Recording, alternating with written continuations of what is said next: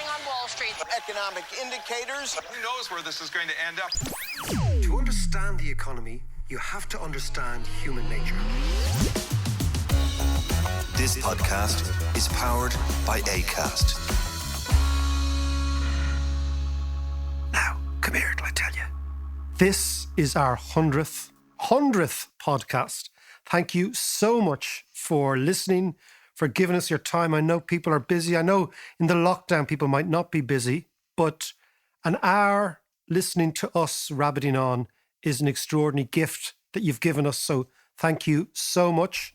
I can't quite believe, my man, 100 episodes. 100. That's a lot of audio. It's a lot of time. That's a lot of you having to listen to me and cut it up and make it plausible. Do you know, take out all the bleepers or the bloopers. What are they called? Bloopers? Bloopers. But, you know, I've been editing. In fact, the entire podcast is a blooper. I've been editing audio for years, but it's always weird editing yourself. I always find it really odd. But, and I'll tell you this, quite honestly, when I'm editing, I'm actually smiling when I'm editing this particular podcast. It's great. That's a very, very good sign. You know that John has the man shed at the back, and into it, it's like his refuge. You know, it's like his little oasis of calm. And then he's got me even in more his so ear. now. You're poor. But it's 100. But what a week in America! What a week! God, I loved it. I was glued, and I was flicking from Fox News to AON during the actual riots. What's AON? One American Network. Never heard of it. Yeah, it's like another one is called Newsmax. Are these left-wing, right-wing ones? Oh, right-wing. Totally right. Okay. Oh, these are totally right-wing. Okay. These are Trump. And I bet you actually Trump is going to invest in either one of those. But Trump has no money. Well, actually, that's the whole thing. Well, he's going to invest his Russian money. We've more money than Trump. Trump's a complete fraud. That's actually very true. He's no money. What's he going to do? But while the riots were going on, they started off going all for Trump. Yeah. And then when it all started going arseways, they started pulling back and saying, oh, no, this is Antifa. And there were some crazy conspiracy theories going around. Like, for instance, one of them was that this was a Dem plot. A Democratic plot? Yeah, the Demo Rats plot. Because, and the reason being was that, you know that piece of footage where the cops kind of stood back and let some of the crowds come through? Yep, I did. Yeah. Well, they were saying that this was timed so it would coincide with the debate for the voter fraud part of the debate that was going on that day. So what actually happened was, this is great, they're brilliant for coming up. How long do you spend at night watching this sort of nonsense? But the theory was that the cops let them in just in time to disrupt that. And indeed, that's exactly what happened.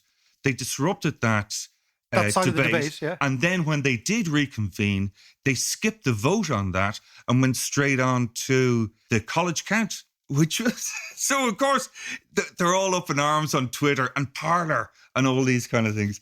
Conspiracy theories. We will do a whole podcast on conspiracy theories because I do quite like them and I know you love them. I love them, but what is disturbing is that they have become so prevalent over the last few years with Trump.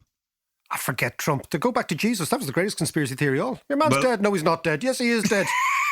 That's true, actually. Think about it. Okay, let's move on.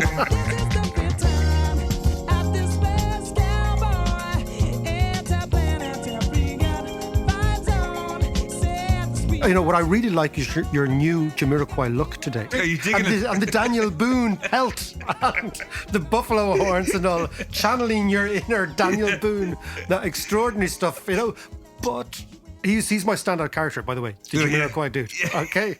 Well, he's at all of them. He was at all the BLM ones as well, apparently. So he's kind of a serial protester. Yeah, but there is a serious point here. I mean, there's a really serious point about... I mean, actually, what is interesting, we're going to talk all America today. We're going to go and talk to Tom Frank in Kansas. He's in Washington. Yeah. We're going to talk to him in a second. But it's interesting, there was two Americas on display this week. There was Jamiroquai and his mates, right? Proud Boys, Trump, etc. The chaotic end to the Trump presidency, the carnage that he talked about this time last year. This time 4 years ago, he talked about American carnage. There it was, his people. But also there was an extraordinary other America on display, which was what happened in Georgia, right? Yeah. In Georgia, you get now Raphael Warnock, a black man, and John Ossoff, a Jewish man, for the first time, right? Yeah. Think about Georgia. Georgia is the state where the Ku Klux Klan was refounded in 1915. Okay, so deep Georgia. And yet the other side of America, while in Washington you get all the right-wing extremists, in Georgia they're electing a black man and the first Jewish senator ever from that county. Have you ever heard your man talk, Ossoff? No. Brilliant. He's really impressive. You know, do you know somebody who talks and there's no fat on the words at all? Everything he says is very precise and very spot on. Like you. Of course. The Cicero of Stillorgan, the great orator. Listen, let's go to the States and talk to Tom, get his view on it. Tom Frank. Tom, good to have you on the show. How are you, man? I'm actually doing really well. I just got a COVID test. I'm officially certified healthy. I'm going skiing tomorrow in Vermont. Oh, up in Bernie country. Yeah, that's exactly right. Yeah, they got mountains and snow, so it's that magic combination. I'm going to start this interview by reading from the opening page of a book by Tom Frank called The People Know. And it says, and this is in the context of what's happened this week. In just a few short years, we Americans knew what we were doing in the world. We were going to make the planet into one big likeness of ourselves. We had the experts. We knew how it was done. Our policy operatives would de-radicalize here and regime change there. Our economists would float billions to the good guys and slap sanctions on the bad guys. And pretty soon the whole world was going to be stately and neat, a place that was safe for debt instruments and empowerment seminars, our hors d'oeuvres in the embassy, the gardens, the taxis we hailed on our smartphones, democracy of the we sang. What has happened to that? Yeah, did you America? Notice the reference to Ulysses? Did you notice the echo from stately and neat? Oh man, that's stately plump Mulligan. We did book Mulligan last week here, but tell me about America right now. What's your take? Oh my God. Well, it's crazy. Okay, so the last couple days, I haven't even been able to sleep. It's been that bad. I'm here in Washington, so I take it personally. With one branch of government basically incited an attack on another branch of government. Absolutely nuts. And the day I couldn't believe it happened. At first, I thought it was kind of amusing. And then I was like, oh my God, what the hell is going on here? This is terrifying. They beat up cops. The cops shot back. It's absolutely nuts. And I say this as someone, we've had a lot of protests over the last year. I was in Wisconsin 10 years ago when they occupied the Wisconsin State Capitol building, but this is different. This is riot. I don't know if I'd call it an attempted coup because it's too stupid for that. These people didn't know what they were doing. I mean, it obviously was premeditated. Don't get me wrong. They had thought this through. I don't know if Trump thought it through, and his leadership is just absolutely and utterly disgraceful. And I think they should remove him from office, but I don't know if they're not going to be able to. Okay, you think they could and they should? Even with 10 days to go. I think Pence should do it. I think he should do it right now. He's dangerous, and I think the Republicans should come. But they've already blown that, and the Congress moves too slowly to get him out. He has 12 days left. That Congress moves too slowly to get him out in that time. They're just too damn slow, and there's no point even trying it unless they've got the votes to actually remove him from office. Just impeaching him for symbolic reasons is pointless. They've already done that, and by the way, this is real. I thought the last impeachment was, iffy. It was like, why are they doing this? And they themselves, they dropped it as an issue. Biden never even talked about it, during the campaign. But this is real. He needs to go. They need to get him out of there. And one of the reasons they need to get him out of there is it would block him from ever running again if they successfully removed him from office. But we digress. So the country people are really shook up. People are frightened. Although when I talk to my relatives and I talk to people I know back in Kansas, and they're really not that upset about this. For them, it's something distant and far away. And they've seen riots on TV all summer, or what they call riots, and it's not that shocking for them. But for me, it's really upsetting. Now, we also had an election. I haven't spoken to you since November, right? So the Democrats have come away with a majority. So the Democrats have won, and they won the presidency, and they've got the Senate and the House of Representatives, although both of them just by the skin of their teeth, very, very narrow majorities. In fact, in the Senate, it's going to be tied. And they're counting on their Democratic vice president to cast the tie-breaking vote basically all the time. This is not a great recipe for ruling, for legislating. But the thing is, Tom, it is a recipe in the sense that, if you look at Trump, people talk about Trump, and I want to talk about in a second, Trumpism, Trump movement, the relationship between the Tea Party and where it all comes from. But the balance sheet for Trump at the end of the day is chaos at the end. The Republicans have lost the presidency, the Senate, and the House. Yeah. So Trump's lost everything. Look, that's typical. He's been when you're a lousy president, that happens. The thing is that this doesn't spell the end of Trumpism. And one of the things I would draw your attention to is that every pundit expected that the election in November, a month ago, to be an overwhelming Democratic victory, and it wasn't. It was a narrow Democratic victory, and in the House they actually went the wrong way. The Democrats lost seats rather than gained them, and I was surprised that Trump's vote increased as much as it did. That was really strange. I was very surprised by when they sort of drilled down into the whose votes changed, that Trump did as well as he did among Latino communities. You saw the results in those counties along the Rio Grande in Texas. That's quite impressive, remarkable what he did. But then the places that went for Biden are the kind of places like where I grew up. And I can tell you some great stories about this. So I grew up, we've talked about this before. I grew up in Johnson County, Kansas. This is the affluent suburbs of Kansas City, Missouri. Kansas City is right on the state line. And the sort of historic part of the city is in Missouri, but beginning in the 1950s, earlier than that, but mainly in the 1950s, the city spilled over into the state of Kansas. And that's the part where I grew up. And it's always been very, very wealthy, still is. And, excellent public schools, the whole thing, that rich white people do when they're all in this little suburban county by themselves. And I grew up there and I made fun of them many times. I used to write, articles about making fun of their architecture and making fun of their taste in music and making fun of their taste in drama and literature. I wrote a whole book about it called What's the Matter with Kansas, where it starts with me like making fun of these people because they were the most Republican people in America. Affluent white professionals, accountants, architects. This is the upper class of Kansas City, all living in this little county and very, very affluent and very Republican. They haven't voted for a Democrat since 1916. Woodrow Wilson. Wow. Okay, this county, I mean, and back then it wasn't metropolitan; it was rural, right? It was farmers. They hadn't voted for a Democrat since then. Every election went Republican. Republicans controlled every office. They controlled the local government. Governors of Kansas were often drawn from Johnson County. This is the ruling class, not only of the city, but of the entire state. And they were Republicans, of course, because that's what money is. That's what the ruling class is.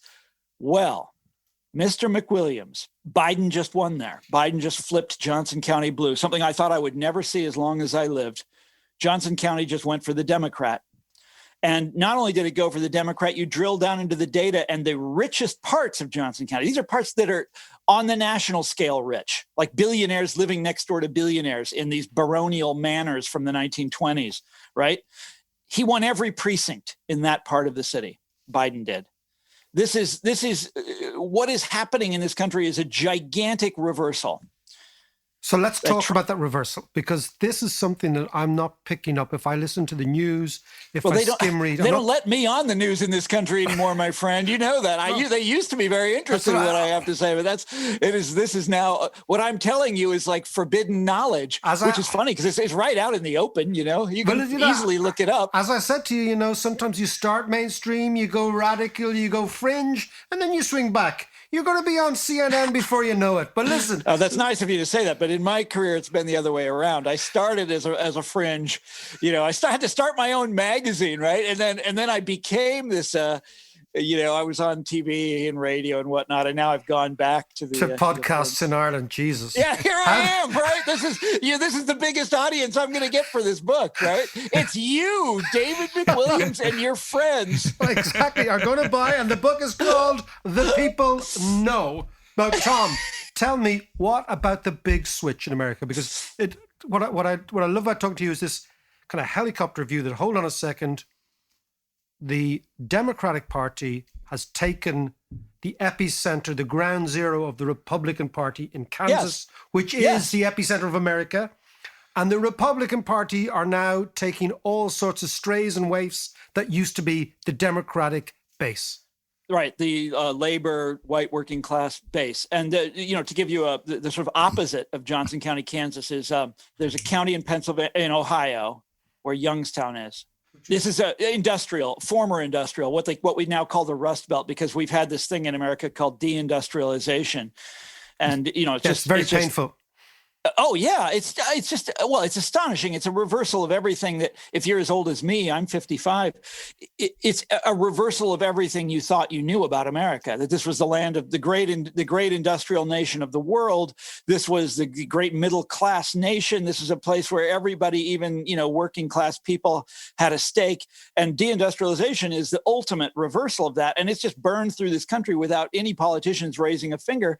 Why? Because they thought this was fine. They have no problem with it. They're responsible for it, But it's also, I was listening to Mitt Romney the other day. Now, Mitt Romney, of course, is now reinvented as a lovely chap and a really nice guy. Maybe he is.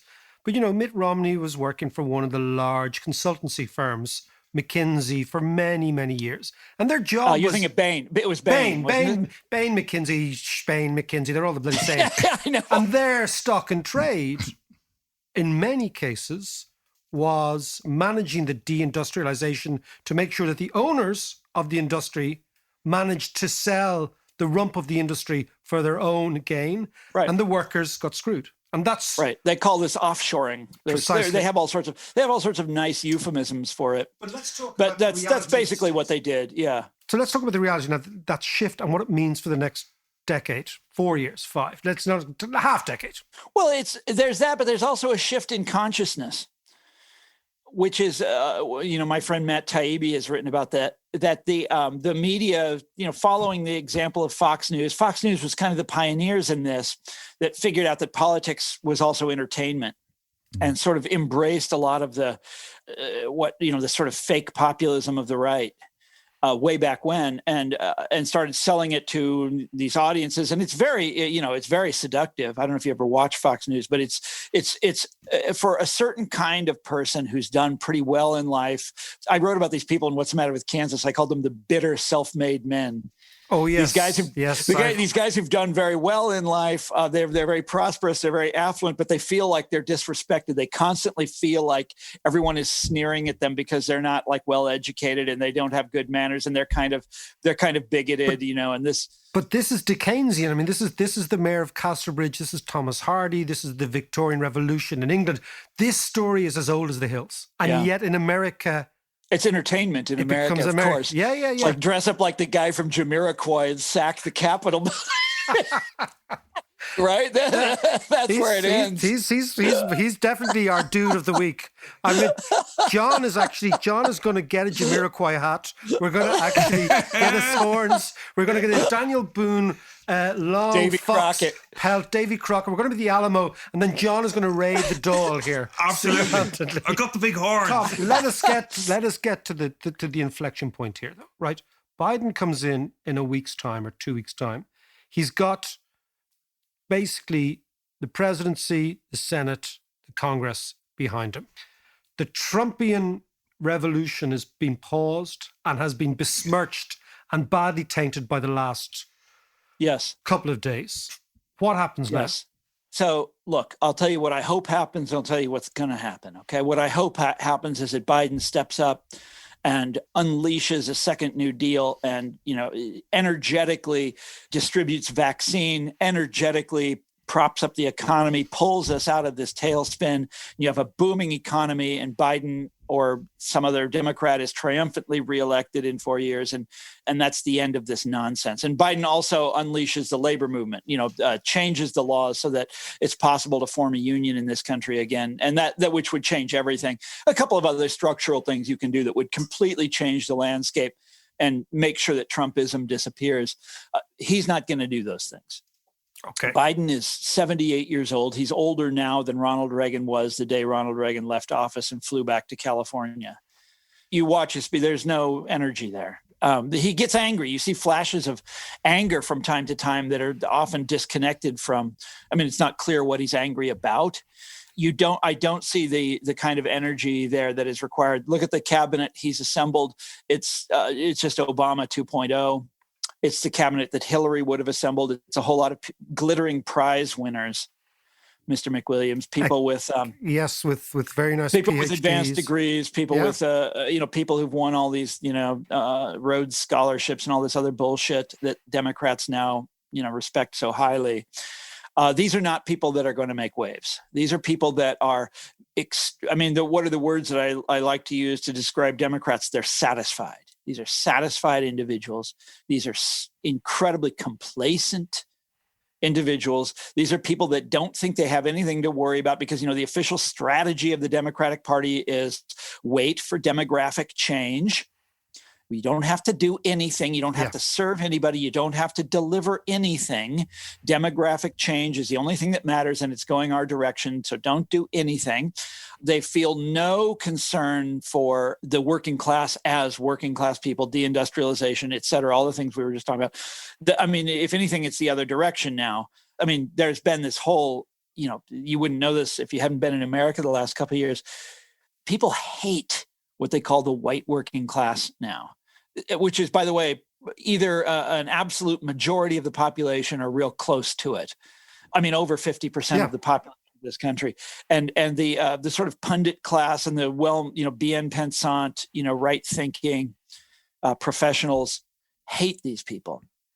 I'm telling you, David, this is not a healthy situation. When the party of the left despises, a big chunk of the working class, that's not good. Anyhow, this is Biden's team, and I do not expect great things from them. And I expect, on the contrary, that they'll sit around and they'll fiddle around for 2 years. The rollout of the vaccine will be a fiasco and a disaster, and that the next Trump to come bubbling up, Trump himself is, I think you're right, permanently disgraced. I think Josh Hawley is permanently disgraced. I think Ted Cruz is real close to that, but there's a bunch of them that aren't. And you'll see one, Marco. Memories are short, and people move on, and right. And you're going to find that a lot of America isn't really upset about what they just did because they don't know it. They don't know about it. They don't. This is inside Washington stuff. They don't know. But also the latest polls, to the extent that you can actually trust them, given what's happening with polls, are saying that amongst Republican voters, the majority, it's a small majority, but the majority think it was okay amongst Republican voters. Jesus Christ! So like, I've spoken to some of them who said, "Well, this is no different than what Black Lives Matter was doing all summer." Precisely, yeah, exactly. So this is what I want. So it's this idea that the meritocracy, the educated class, as you said, the glittering prize class, has taken over the Democrat Party. The Democrat Party allowed itself. It's because this strange sort of triumvirate of Wall Street, Silicon Valley, and Hollywood being their sort of totemic heroes, rather than blue-collar workers, right? Yep. So the blue-collar worker, to the extent that he or she is still around, and they are around, they've got to find a new home. Trumpism is a home for them. And what you're saying this is the genius of this. So we talked about the Democratic strategy. I want to take you back for a second to the 1990s when all of these things, these strands first came together, and the Democrats realized that they had a possibility of winning with this professional class approach. Bill Clinton administration. Yeah. And they had a saying, and these trends were already manifest at the time. I wrote a book about it at the time called What's the Matter with Kansas? And these trends were already manifest. You could see this happening, but they had an answer to it. And the answer was, you talk about black voters who Clinton massively pissed off with welfare reform. I mean, insulted with welfare reform, the crime bill, et cetera. And you talk about working class voters, union members who he massively, these are two huge elements of the Democratic constituency at the time. Unions who he massively pissed off with NAFTA and various other trade agreements. And what was the Clintonism's answer to these groups? You know what it was. They have nowhere else to go. Until they went to the Tea Party. Until Trump came along. And Trump is like Trumpism or the Tea Party, however you want to put it, but Trumpism gave them somewhere else to go. And that's the whole genius of this. You remember Trump's slogan, or one of his slogans in 2016, he would say to black voters, what do you got to lose? Give me a try. And that was really cynical and misleading. But also kind of factually accurate. But it was exactly the right thing to say to people who have been taken for granted by the Democratic leadership for so long. And you did see some movement, by the way, in this election a month ago among black voters toward Trump, which is, not that surprising because the black voters support the Democrats so overwhelmingly that, there's only one way for them to go, really. Yeah. But the movement among the white working class has been shocking, startling. Well, that's happened over the last 30 years. And then now the movement among Latino working class voters, that's starting now. But this is all, look, there is precedent for all of this. So in the New Deal days, one of the main elements of the New Deal coalition was Catholic voters. This is overwhelmingly working class white people. And they, over the years, they developed different ways of talking about them. And in the 60s, the term was the white ethnics. They called them white ethnics. And the white ethnics swung from the Democrats to the Republicans in that period, in the late 60s and all through the 1970s. There was all sorts of literature about it. This happens. You can't just count on demographics to be your pal, sure, and that these groups will never change sides. No, yeah, and you need a message that is more than yes, we can, or that we're really smart. Yeah, that's a bad message. That's a really bad one. That's a really dumb one. Okay, that's the stupidest smart message I've ever heard. I know, but it's so flattering to this small group of people who are in charge. This is what you start to realize about these guys. Everything you haven't read the whole My Populism book yet, but you get to the chapter about the 1950s and how the word got flipped, how the word went from meaning, working class movement to meaning proto-fascism. And the guys that the word populism. Yeah, the word populism. Okay. How did it get flipped? And the guys who flipped it were these intellectuals, and they did it because they themselves personally dislike the idea of working class movements being in charge. They want themselves to be in charge. And that's why they flipped it. It's to discredit the other, this main element of the Democratic coalition. But listen, we could talk for hours. Let us conclude, Tom Frank, okay, on the United States. What you're saying to me is populism has taken a side movement, right? But you think it's the movement of the future in the States. Is that what you're saying? Look, I use the word populism differently than you do. I think, there's no question but that working class anger is the future. The problem is that the party of the left in this country has completely lost touch with it. And the party of the right appeals to it with all this kind of made up crap, like QAnon and whatever the hell it is. And look, as I've said to you before, we are in the middle of a vast historical experiment in this country. What happens to a middle-class society when there is no left? We successfully killed the left in America. There used to be one, but we killed it. And we're now in the middle of a great experiment in this country to see if you can have a middle-class society without a political left. And what we're learning, what happens, who did the left used to speak for? Well, you and I are old enough to know it spoke for working class people. That's what the left was about. It was about economic concerns. And in America, you have to really dig to find that out. People don't even know that's what the left was about. So you take that away, and it doesn't matter what you know or what you think you know. These people are going to be angry.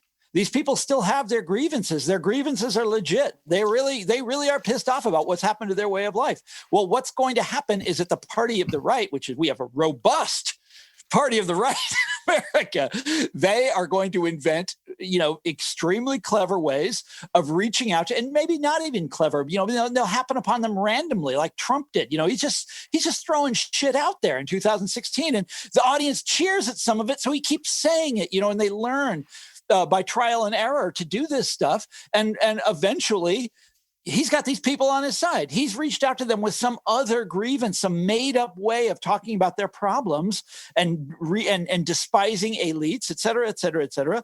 And they're gonna succeed. And this is going to go on. And one other thing I want to tell you about the right, from my years of studying them, we've just seen an incredible outrage here. What the right does in this country is they build on their outrages. This year's outrage is tomorrow's norm. And this will go on and on and on until the day that the Democratic Party finally figures out that just, throwing your PhD in people's faces isn't good enough, Demanding that the world get down on its knees and respect you is not enough. That's not going to pull it. That's not going to win in a democracy. Tom, can I just ask you a quick question just before we finish up? Yeah. Just to take you back to the Biden cabinet and how they structured that. Is the expectation in America that these first 4 years of the Biden administration, probably the only 4 years actually. But he's going to do well if he keeps going. Yeah. But is the expectation that he's going to try and reverse or fix everything that Trump did? Well, Biden himself has said he's not going to do that. I mean, he's also said that he could. So Trump got a lot of things done through executive orders, which Obama did before Trump. But Trump, it was obviously massively more consequential. And so everything that Trump did by executive order, Biden can reverse by executive order. But Biden has already said he's probably not going to do that. Look, what they're counting on is in American politics, it's not the first 4 years, it's the first 100 days that matter. This goes back to Franklin Roosevelt, who had a really spectacular first 100 days, got world-changing, history-changing legislation done. And I haven't seen any indications that they're planning anything really, really great. There's been a lot of suggestions out there, but look, we all know what has to happen. He has to go after COVID in a really aggressive way. He has to turn the economy around immediately. And I haven't seen anything that indicates they know how to do those things, and which is depressing. Yeah, it seems like a tall order, all right. No, it's not, though. They can do it. We've done it look, Democrats have done it in the past. The amazing thing is in 1948, New York City vaccinated some outrageous number of people in the millions in a matter of weeks. In a very short amount of time. In a matter of weeks. Wait, they did that. We've done that many times in this country.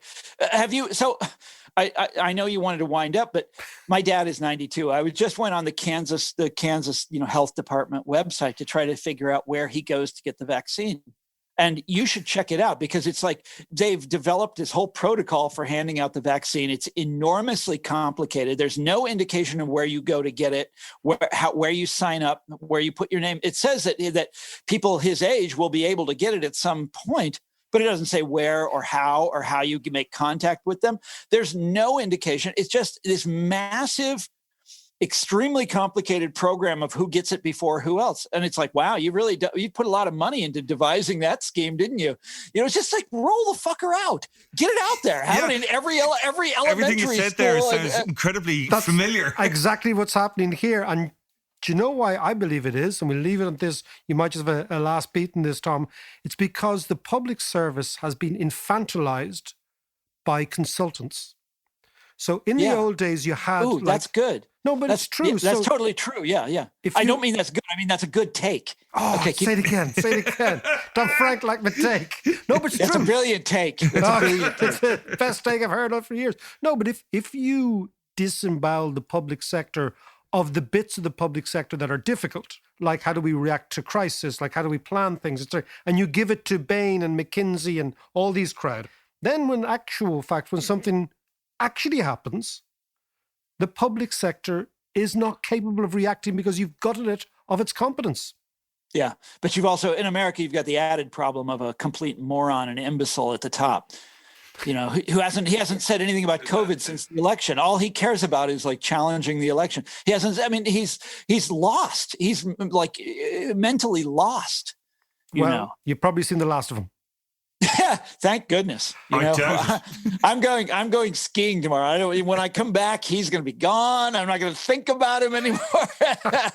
Tom, listen, take care of yourself. Yeah, this was fun. Okay, excellent. Thanks, As Tom. always, Tom. See you All soon, right, man. so long, guys. There's always great mileage in Tom, I have to say. He's one of his writing is exquisite. I mean, it's unbelievably beautiful prose. I mean, he writes beautifully, but his analytical brain is second to none. But you know what was interesting now is all the stuff that he was saying almost echoes what Steve Bannon was saying in Fire and Fury. Remember from a couple of years ago? Yeah, the big book about Trump. Let me read you a quote. He says, Trump, in Bannon's view, was a chapter or even a detour in the Trump revolution, which had always been about weakness in the two major parties. The Trump presidency, however long it lasted, had created an opening that would provide the true outsider their opportunity. Trump was just the beginning.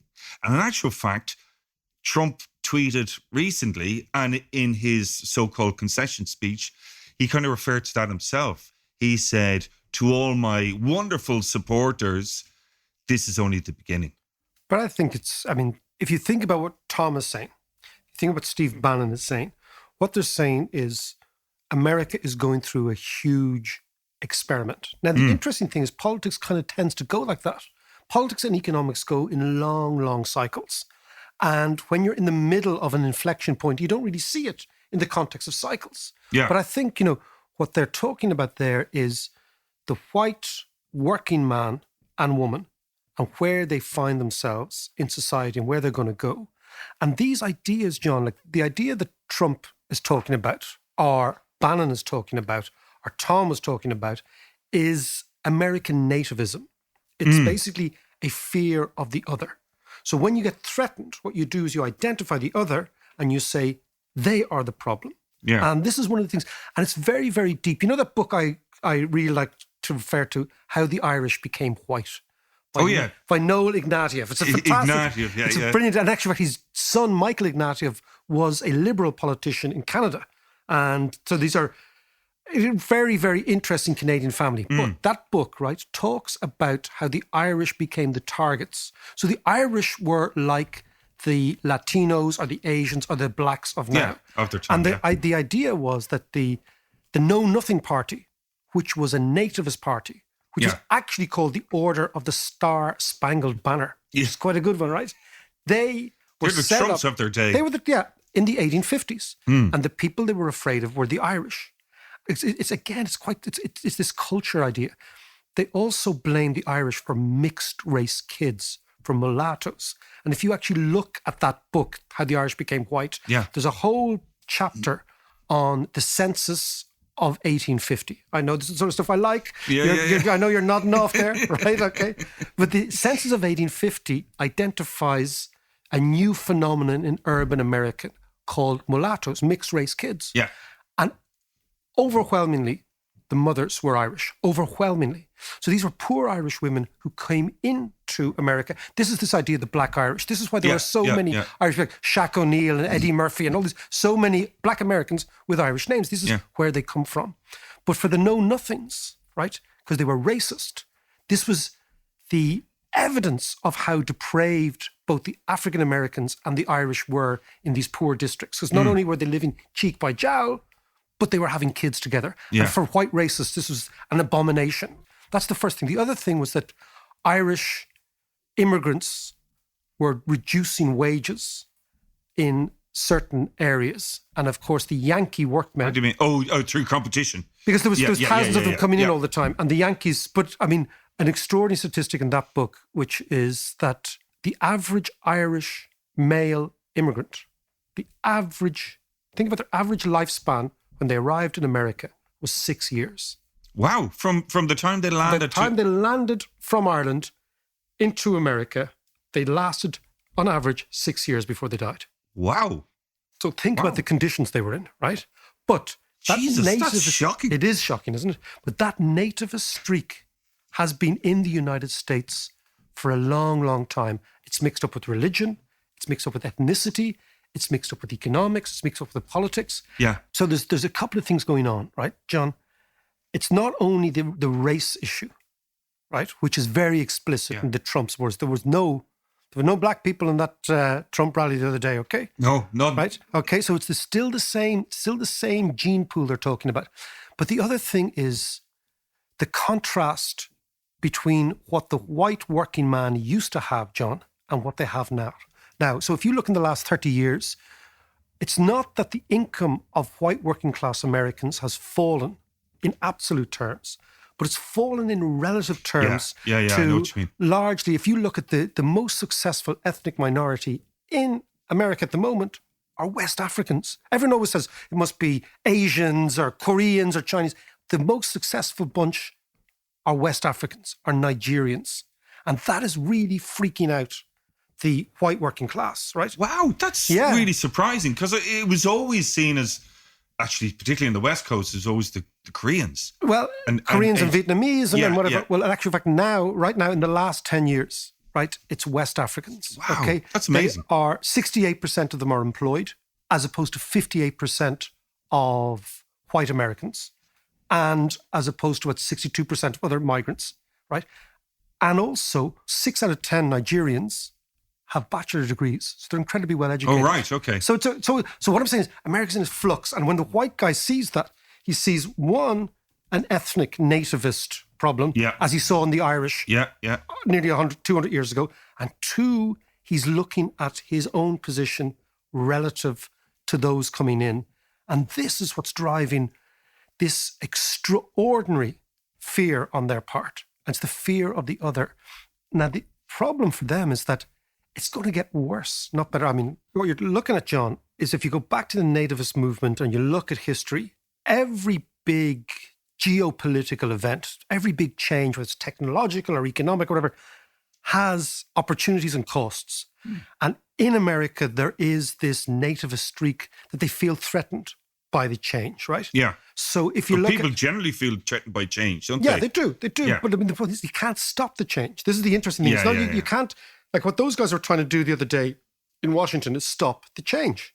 Yeah. Right? And refashion the world Stop the to steal. a world. Yeah. But they want to refashion the world into a world that suits them. And that's not happening anymore. Yes. And of course, then, if you become afraid, you look for some political party to say, I'll look after you. Now, traditionally, it used to be the Democrats. This is Tom's point. Traditionally, the Democrats says, we're blue-collar guys, we're going to look after you. Yeah. But because the Democrats have got into bed with the PhD class and the rock and roll class and the Hollywood class and the Wall Street class, they're about as different to the average white middle-class American as we are as Asians are as Africans are to them. I mean, it's a totally different culture. Yeah. It's a totally different... This is the meritocracy thing that we've been talking about. Exactly. It's the same idea. So then you think, what happens to the middle class in America if nobody's looking after them? If they're threatened, if they feel threatened, right?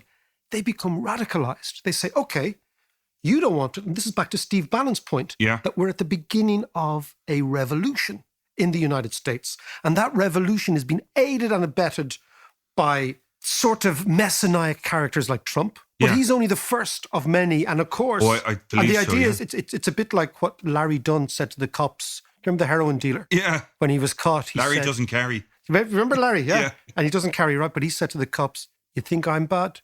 Just wait till what's coming behind you. He said that to Dinny Mullins in the 80s about drug dealing in Ireland. Because he'd seen it, because he'd been buying the drugs around the world.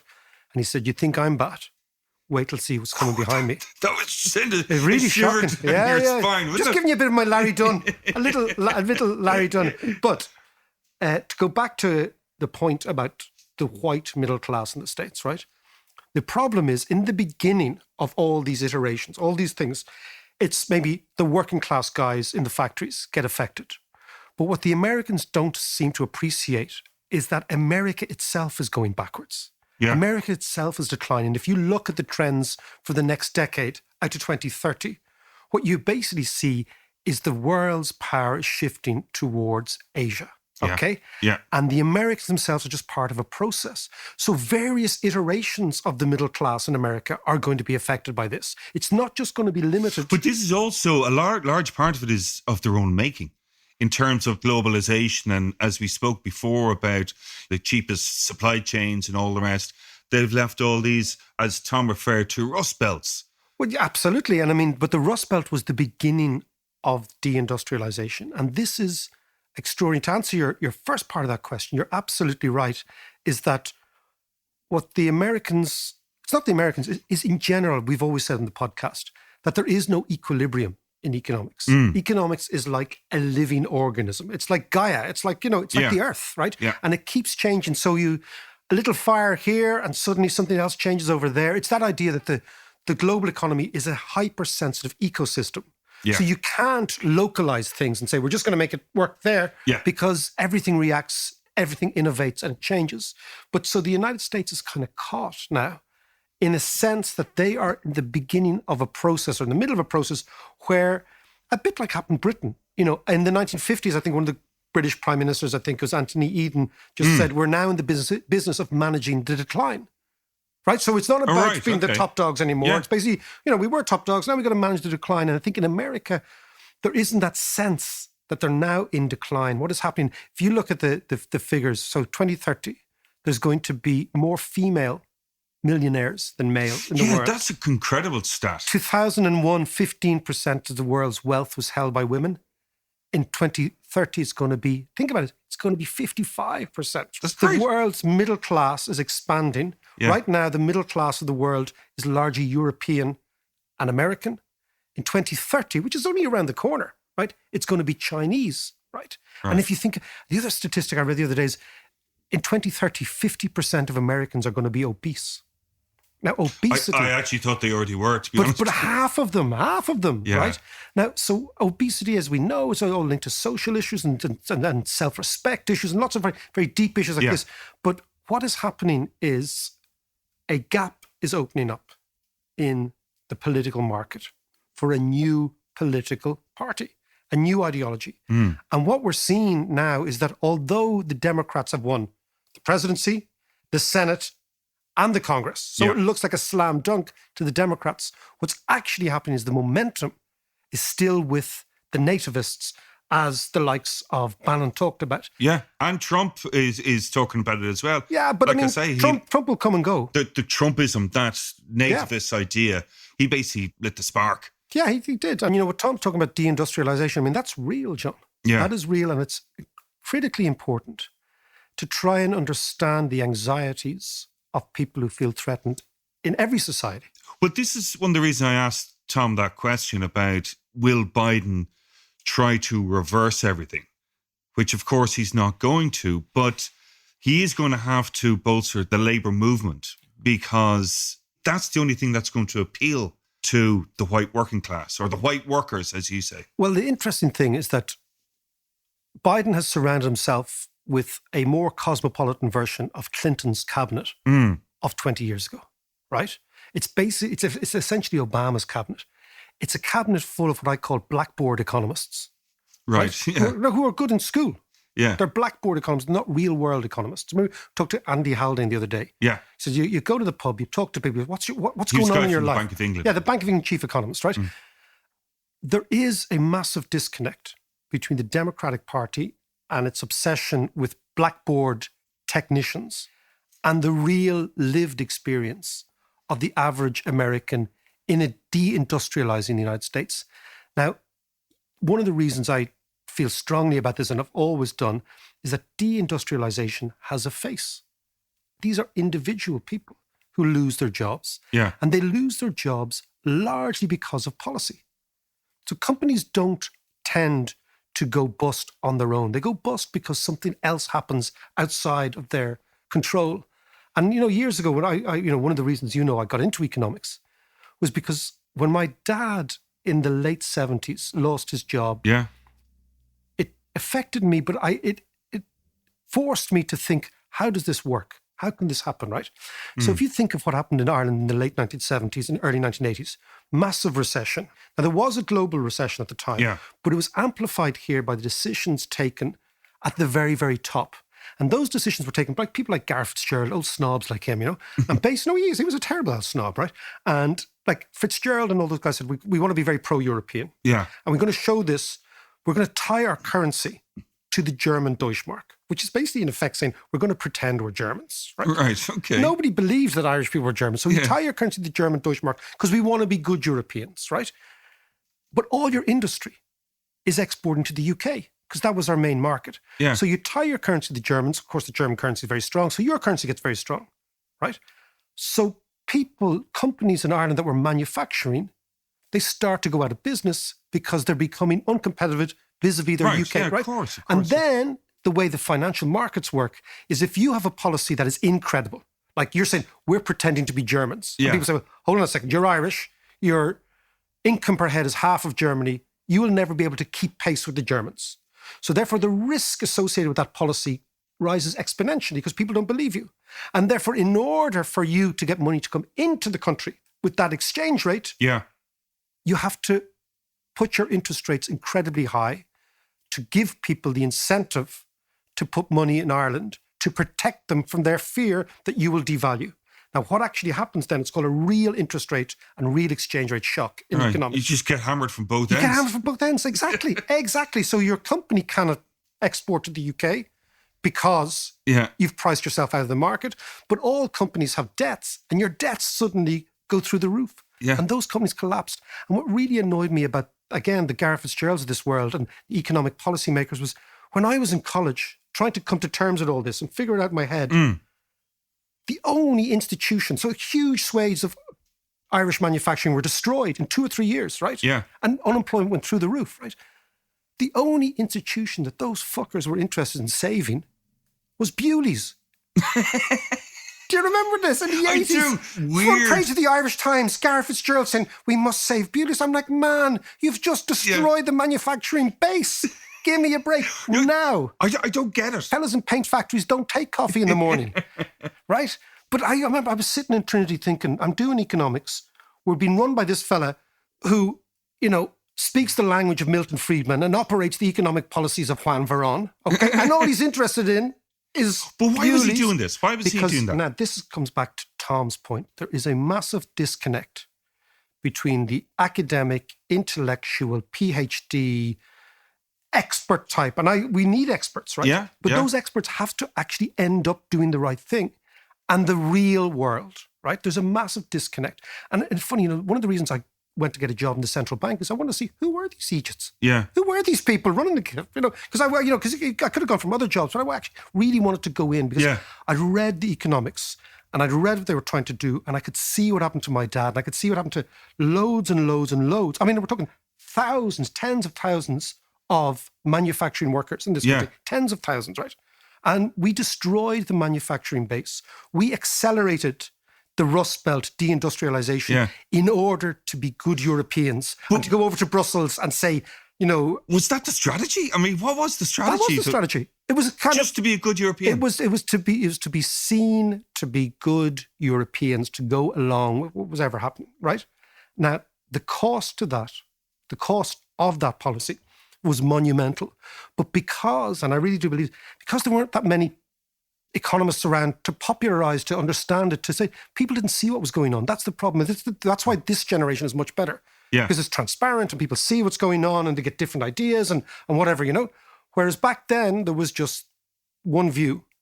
And also, if you took an opposite view, you were ideological, right? That there wasn't any place for the thinker who's not really ideological to actually, there wasn't a stream to swim in. You had to be either left or right or centrist or whatever. But if you think at the time, the people who really got destroyed by those policies were the industrial working class and manufacturing class and people who actually worked in real industries that made things, right? That really made things. Fast forward to the United States, deindustrialization is exactly the same process. But it has a face because it's families, it's fathers, it's mothers, it's brothers, it's sisters. And those people rightly feel we are not being spoken to by the Democratic Party. Because I don't recognize the Harvard-educated master's PhD individual who is supposed to be talking to me about economics, but economics for me is my balance sheet at the end of the week. It's my wages, it's my job. That's everyday economics. So you've got blackboard economics over here, which is all fine in equations and all Yes, that malarkey yeah, that I used to do. And then you've got every day what I would call kitchen sink economics, Yeah. which is back to our friend Xenophon from last week. Oh, yes. Icon nomos, Yeah. the affairs of the house. Yeah. Xenophon and the Xenophonics, The on, Xenophonics. A world tour. I'm telling you, listen, it could be our band. It could be our band. But so into this gap emerges a political philosophy which speaks to the blue-collar worker. Yeah. But it's not just blue-collar. What people don't understand, this is an ongoing process. So people today are in, consultancy jobs or, service jobs. It's the same process. And if you look at the way in which the world has changed, let's just give us a few figures on this. Yeah, go on. Okay. Right. John, if you think of the big trends, right, the world is changing rapidly. The biggest industrial revolution is going to be in sub-Saharan Africa, right? In the next 10 years, there's 500 million acres of undeveloped agricultural land in Africa. Undeveloped, completely undeveloped. Agricultural land or needs to be Agricultural cleared lands, of forests and but stuff? it's agriculture. Wow. That's the size of Mexico. Wow. It's phenomenal, right? If you think of like the middle classes, right? The American middle classes, right? There's going to be 1 billion members of the middle class by 2030. At the moment, the amount of Americans in the middle class, which is much broader than us because they describe it much broader, is 230 million. Right. By the end of the decade, there's going to be 290 million American middle classes, right, of the middle class. But there's going to be 1 billion in the middle class worldwide, and 2/3 of them are going to be in Asia. So this is a total change, right?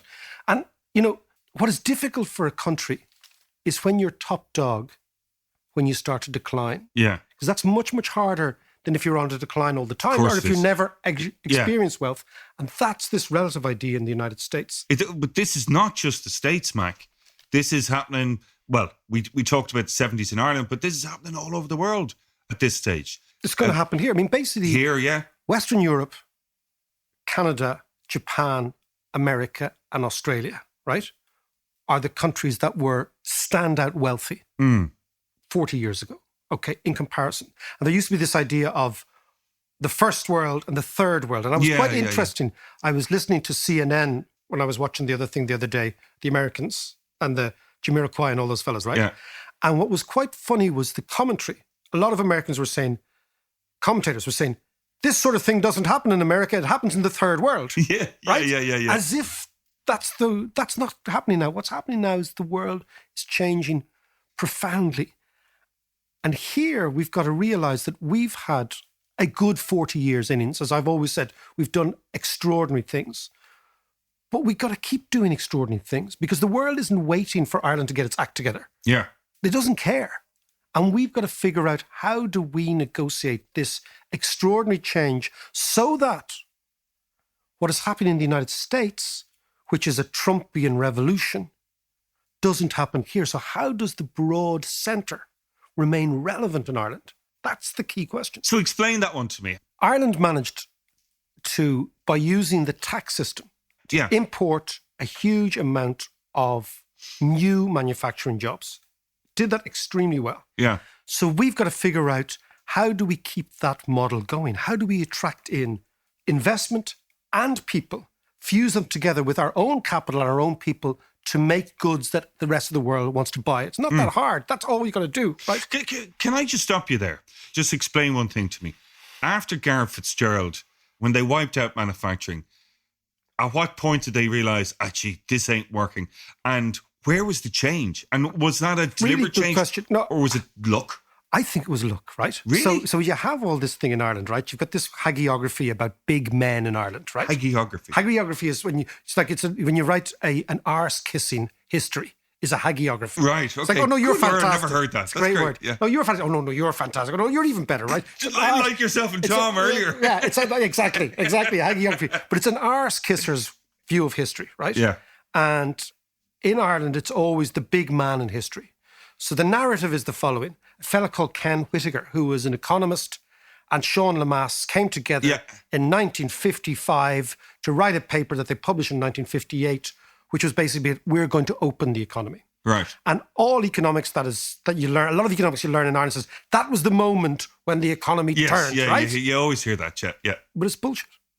because Go on. the economy continued to contract for 3 decades after that, almost. Unemployment went through the roof. Emigration went through the roof. If Okay. this was a great policy, Yeah. it would have been evident at least a decade after it. Right. 60s, we were going very nowhere. 70s, we got up for a little bit, then went nowhere. 80s was a total disaster. So from that great Lamas moment to about 1990, to Italian 90, Yeah. nothing happened here. Okay? Economically, right? That's right. Italian 90 was the Italian 90 is very important, okay? Right? was the anchor year. Right, okay. So I think something else was going on. I think an Italian 90 is important because who won Italian 90? Germany?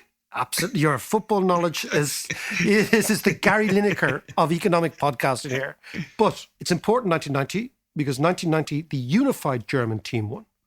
Matthias okay. Sammer. Yes, yeah, Okay, do you remember these folks? Yeah, Right? It was I a do. unified German team. So I think we got lucky, and it's the following thing. Poor countries need capital. Poor countries usually have lots of labor, loads of people, Yeah. and no capital. So the question is, how do you get less people and more capital to actually... And if you've no money, you've got to attract in other people's capital. So you've got to make it cheap, right? Yeah.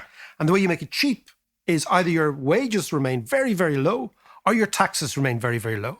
And if you go on the taxation side and if you have no capital and you go for low taxation, you don't lose anything because you had no capital taxes in the first place. Yeah. So that's what we did, right?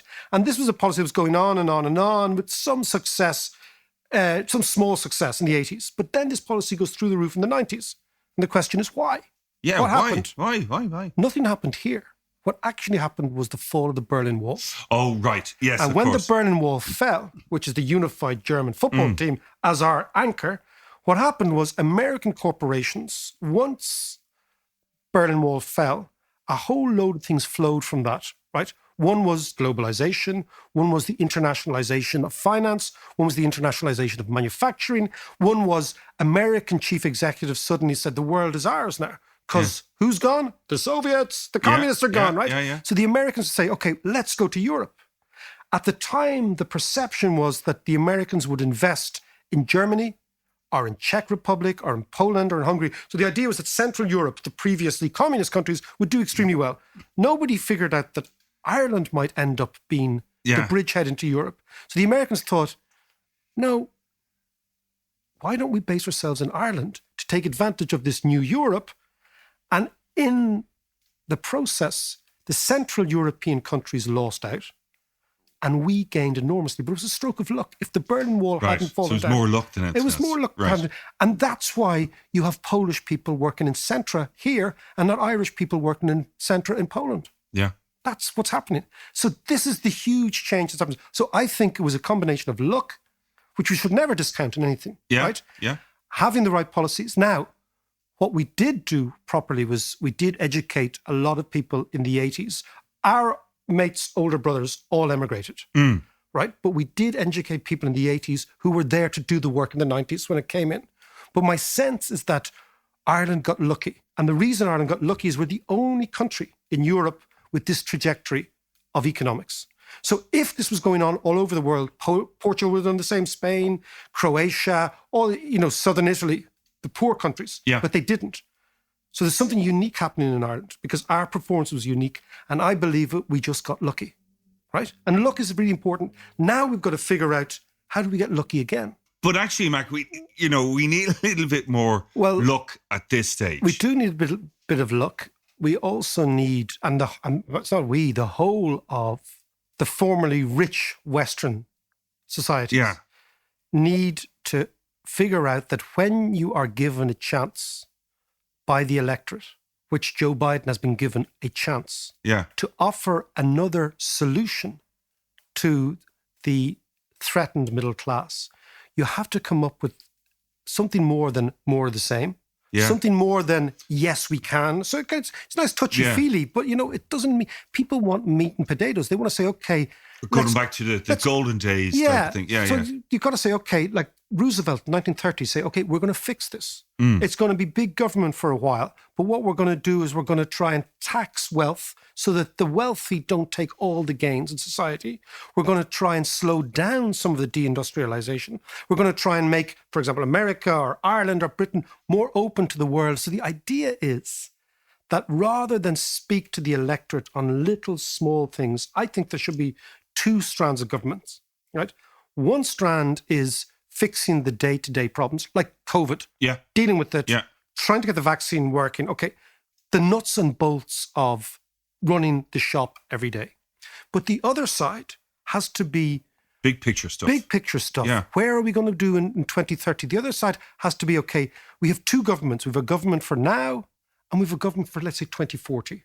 And this has to work all the time. So you say, how are we going to negotiate all these changes? What policies are we going to put in right now, which will actually make sure that in 2040, Irish kids, our children as they Yeah. grow up, and they will have kids by then probably, they are actually well looked after, well figured out. Like, so, the way the Norwegians, they found oil. Yeah. They said, we're not going to spend any of it. Yeah. Not one. We're going to set up a fund and we're going to look after people. So now the Norwegians are financed for about 300 years, which is amazing. That's amazing. The British found oil at the same time and they blew it all on BMWs. They did. The Brits found the same oil Yeah. and Mrs. Thatcher gave it away in tax cuts.